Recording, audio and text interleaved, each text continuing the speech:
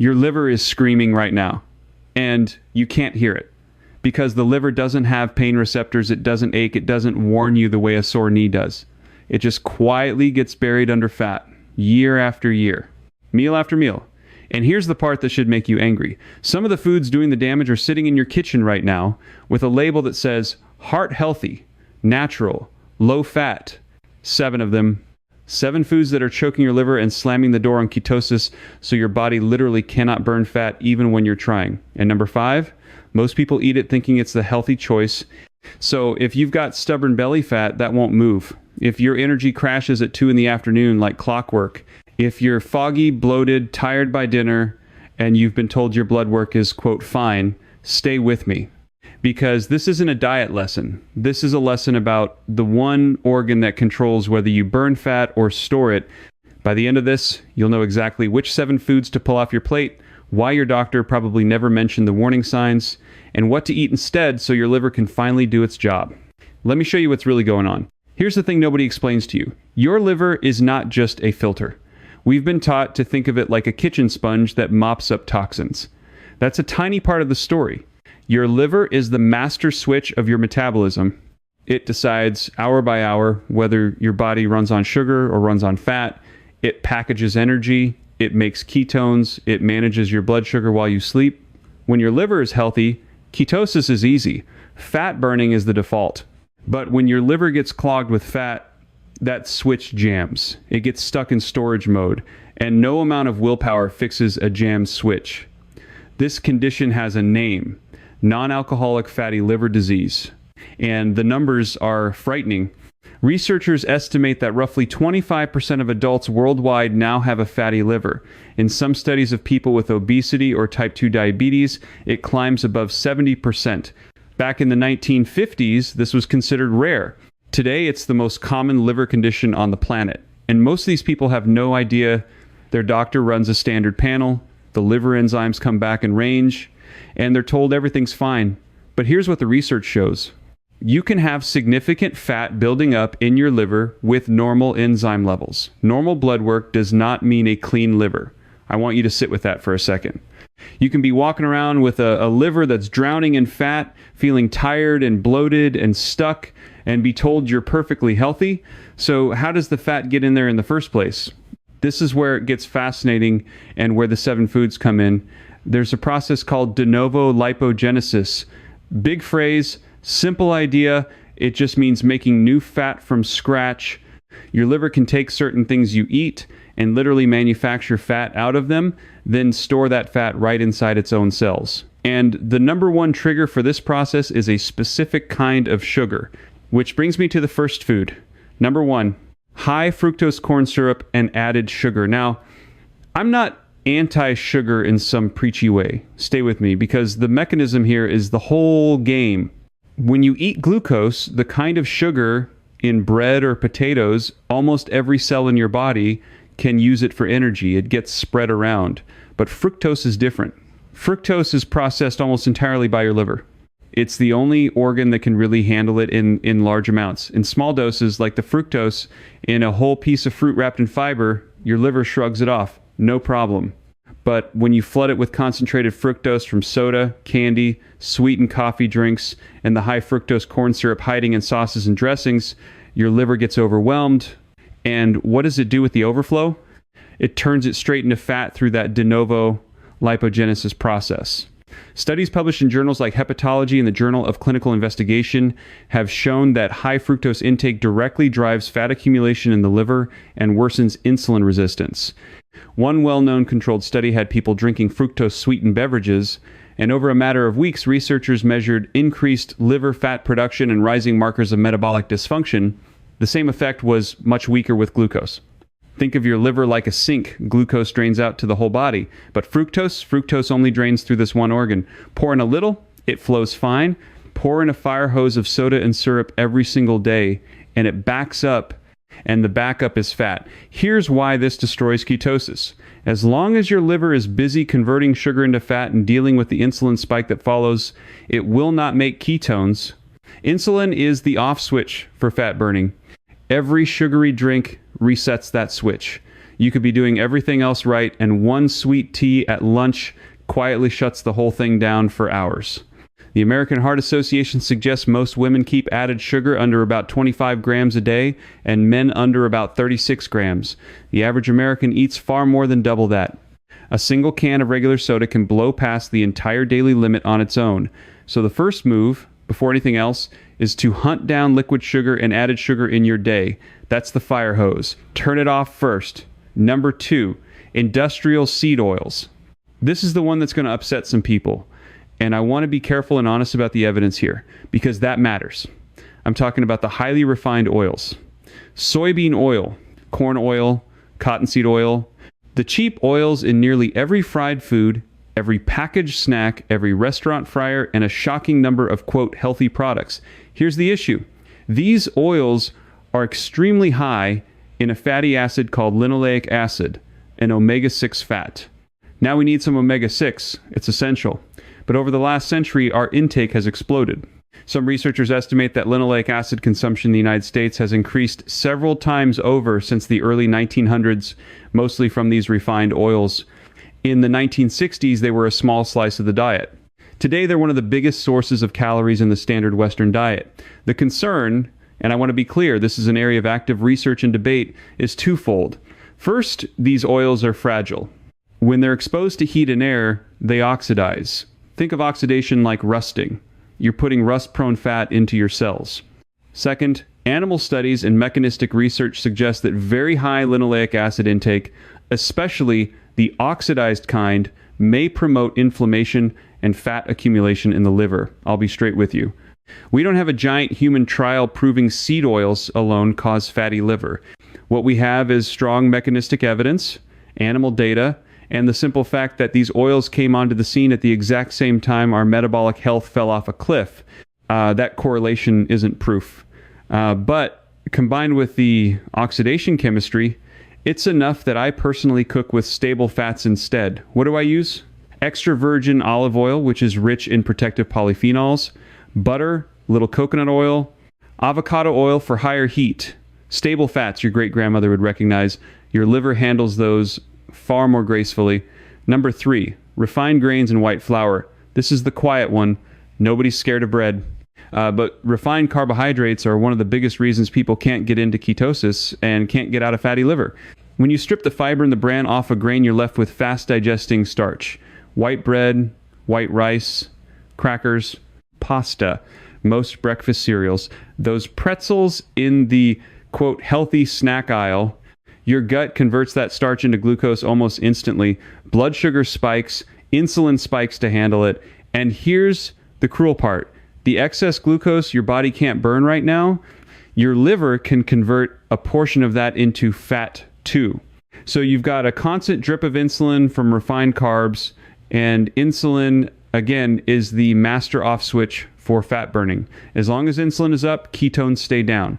Your body is being told over and over, all day long, there's plenty of sugar, no need to burn fat, just store it. This is why people eat, quote, low fat and stay stuck.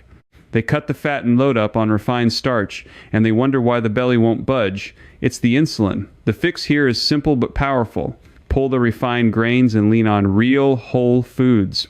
Vegetables, protein, healthy fats. If you eat carbs, make them the slow fibrous kind and keep them dialed back while your liver heals. The insulin comes down, the switch flips, and your body remembers how to make ketones. Number 4, alcohol. I know. Nobody wants to hear this one, and I'm not here to make you feel guilty about a glass of wine on a Friday, but we have to be honest about what alcohol does to the organ we're talking about. Your liver treats alcohol as a poison. That's not dramatic language, that's just biochemistry. When alcohol is in your system, your liver drops everything else to deal with it because it has to clear it before it builds up. And while it's busy processing alcohol, 2 things happen. It is not burning fat, and it actually ramps up fat production as a byproduct of metabolizing the alcohol. So every drink does 2 things to ketosis. It pauses fat burning, and it adds new fat to the liver. There's a reason fatty liver shows up in heavy drinkers. But here's what people miss.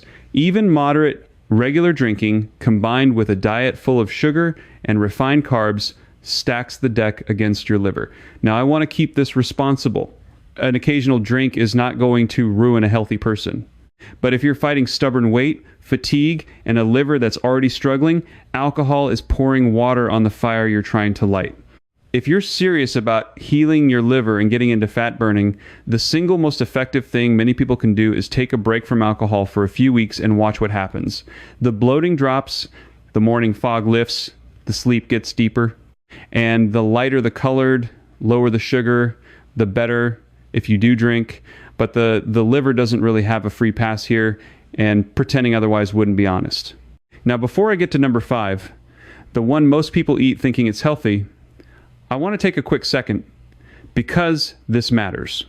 If your liver has been buried for years, even when you clean up your diet, your body needs the raw materials to actually repair and to move fat out of the liver. And one of the nutrients that gets used up fast in this process is magnesium. Magnesium is involved in over 300 enzyme reactions in your body, including the ones that handle blood sugar and energy, and studies suggest the majority of adults don't get enough of it. When I started taking this seriously, I made sure to support my body with a high-quality magnesium, the well-absorbed forms like glycinate and citrate, not the cheap oxide that mostly just runs through you.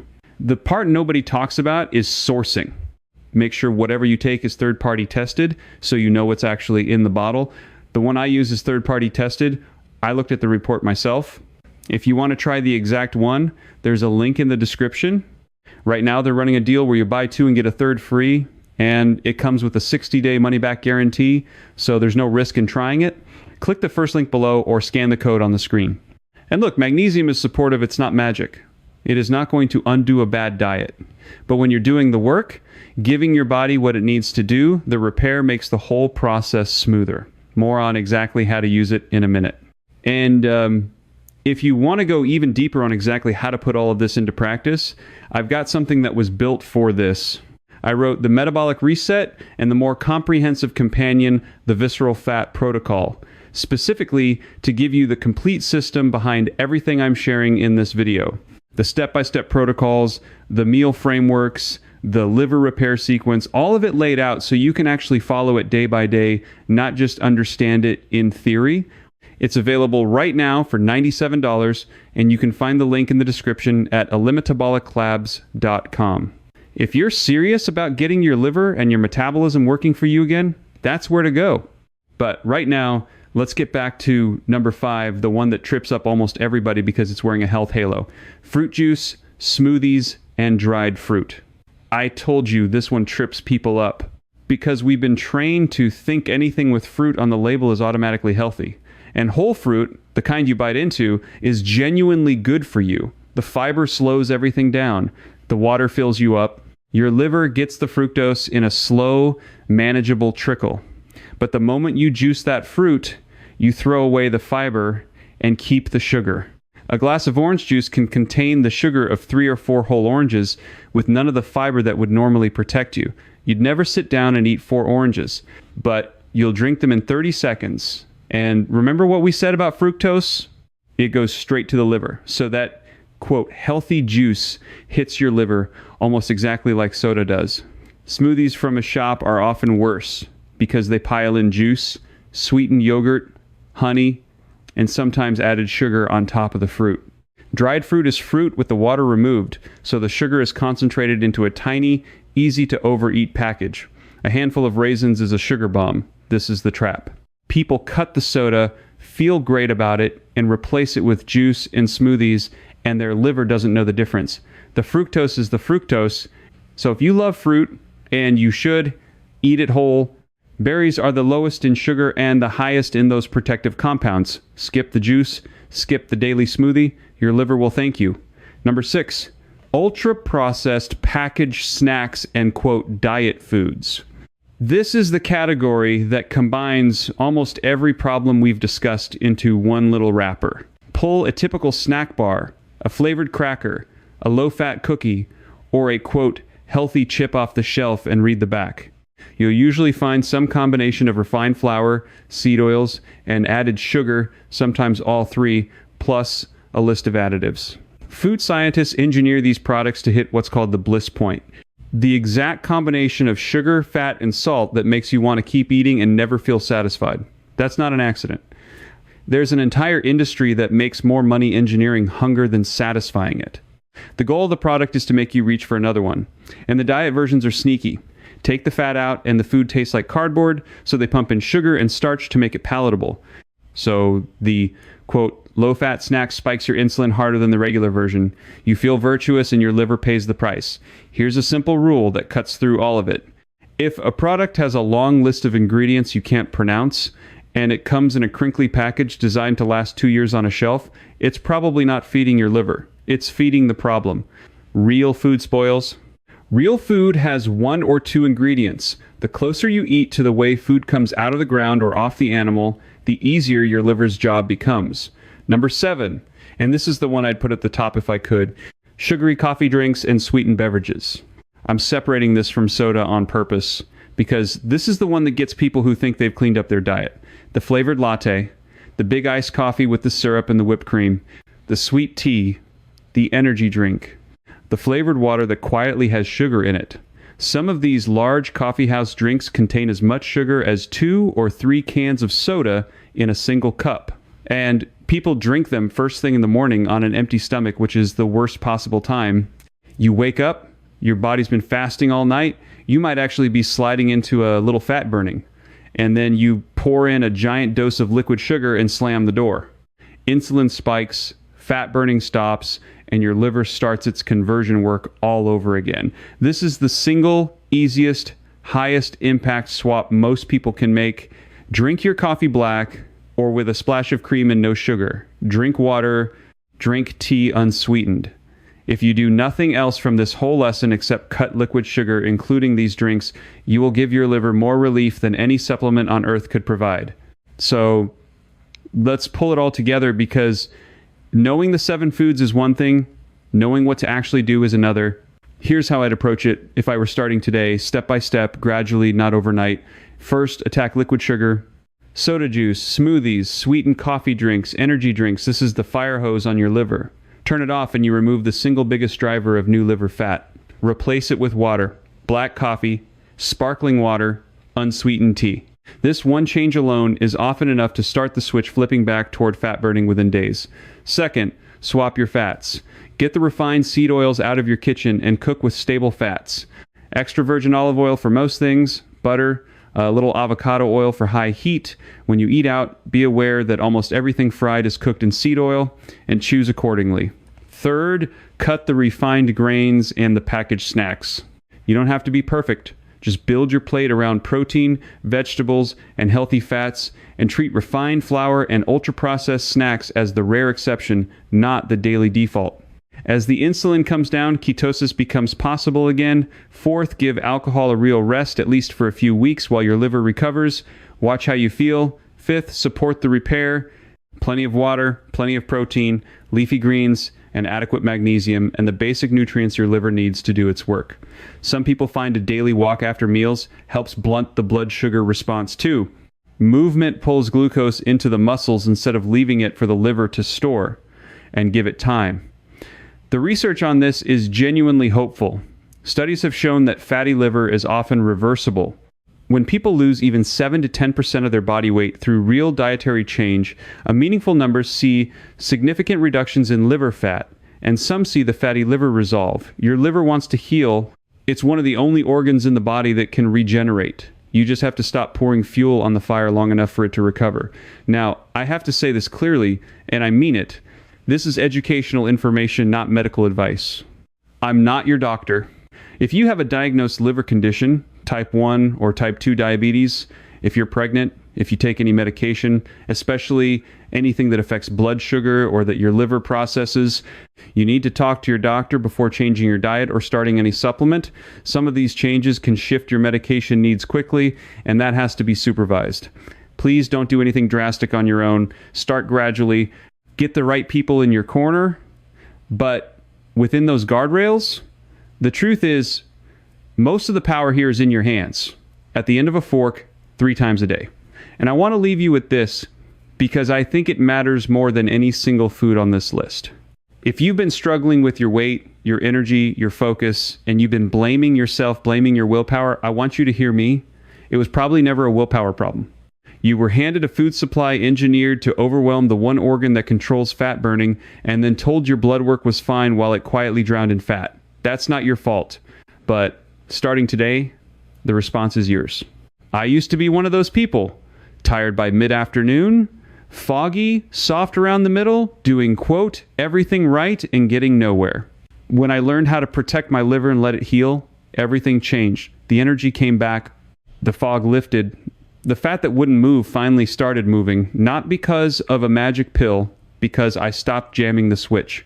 So here's what I want you to do. If you got something out of this lesson, hit that like button.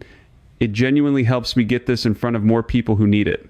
Drop me a comment and tell me which of these 7 foods surprised you the most and which one you're going to cut first.